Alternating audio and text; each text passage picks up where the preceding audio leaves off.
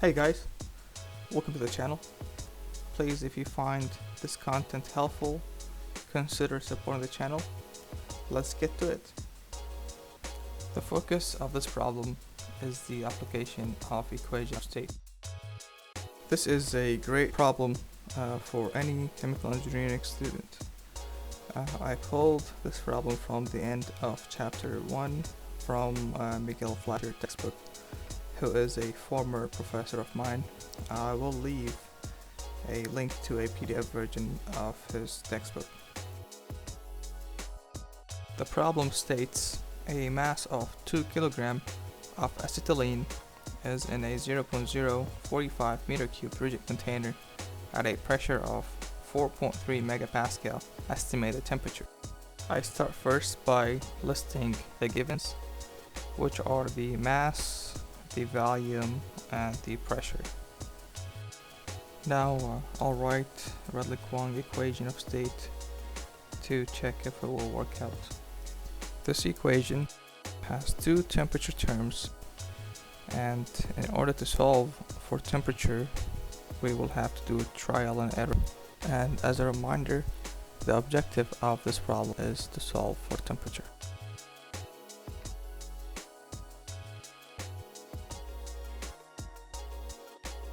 Now moving on to the next equation of state, which is van der Waals, to check if it will help solve this problem. Now I'll go ahead and jot down a couple acetylene parameters, such as the molecular weight, the critical temperature, and the critical pressure. Looking at the variables for van der Waals equation, we see that the pressure is given, A can be computed for, the volume is also given, B can be computed for, R is a constant, and finally the only unknown here is the temperature. I'll start by solving for A first. I'll go ahead and write down the equation. Now plugging in the values for the variables and cancelling the units.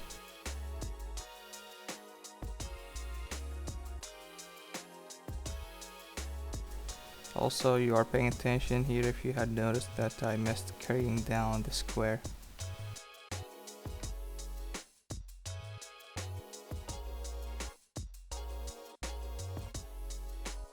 Plugging all those values into the calculator and getting a value for A in units of meter to the 6th power, bar divided by kilomole squared.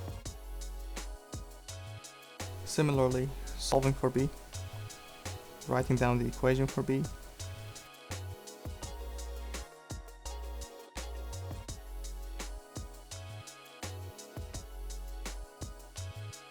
Plugging in the values for B and cancelling units.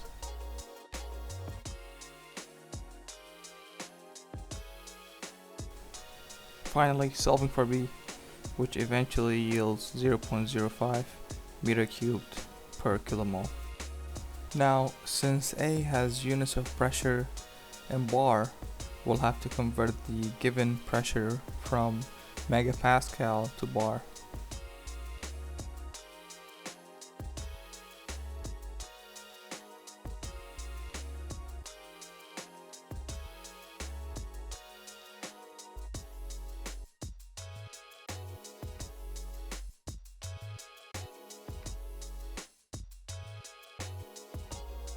Taking another look here at van der Waals equation, the pressure is converted to bar.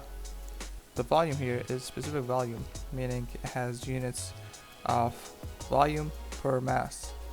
So for this problem, we will have to divide the given volume by the given mass.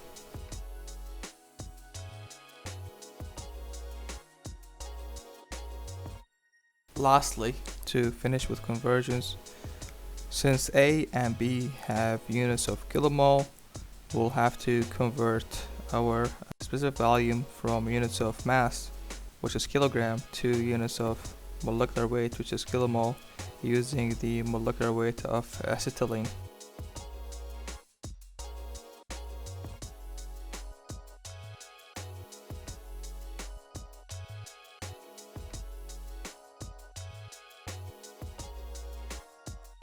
Now that we have solved for A and B, as well as aligning the units. For units of pressure, we have used bar, and for the specific volume, we have used meter cube per kilomole. The units should cancel out and the van der Waals equation to give finally units of temperature. Rearranging the variables to solve for temperature. Finally, plugging in the numbers and canceling units to eventually solve for temperature in units of Kelvin.